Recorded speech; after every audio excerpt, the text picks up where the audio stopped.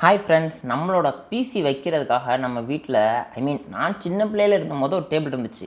So அந்த table தான் இது. ஸோ இந்த டேபிளை தான் வந்து ரொம்ப துரு பிடிச்சி போய் பழைய பாடாதியாக இருந்துச்சு. ஸோ இந்த டேபிளை தான் நம்ம வந்து எடுத்து அக்கக்கா பிரித்து திருப்பி வந்து பெயிண்ட் அடித்து ரீபில்ட் பண்ணலான் இருக்கோம். ஸோ வந்து டேபிளை கொண்டு வந்து கடையில் வச்சாச்சு. ஏன்னா கடையில் தான் வந்து ஒர்க்கிங் ஸ்பேஸு. இந்த டேபிளோட கால்லாம் இருக்குது பார்த்தீங்களா, இதெல்லாம் வந்து குரோமியம் பெயிண்ட் அடித்த மாதிரி நல்லா குரோமியமில் செஞ்ச ஒரு டேபிள்.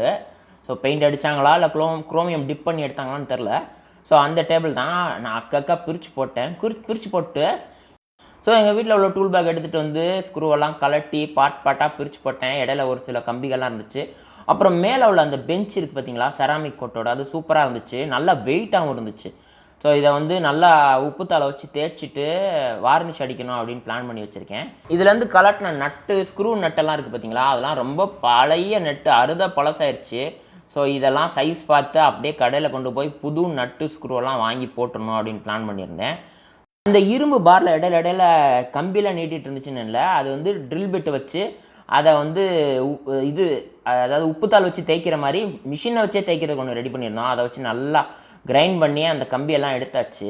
ஸோ இதுதான் மோஸ்ட் இம்பார்ட்டன்ட் பார்ட்டு. என்னென்னா, இதை வந்து குரோமியம் டிப் பண்ணணும் அப்படின்னு பிளான் பண்ணேன். ஆனால் கடைசி மஞ்சள் கலர் பெயிண்ட் அடித்து 2-3 நாள் காய வச்சுட்டேன். ஏன்னா குரோமியம் டிப்பு அந்த ஒரு கம்பிக்கு மட்டுமே 700 சொன்னாங்க. அவ்வளோ நம்மளால் அஃபோர்ட் பண்ண முடியுமா? வாய்ப்பே இல்லை. ஸோ வந்து அதை காய வச்சுட்டு அடுத்தபடியாக இந்த டேபிளில் பபுள் கம்லாம், சீரியஸாக சொல்லணும்னா பபுள் கம்லாம் ஒட்டி வச்சுருந்தேன்.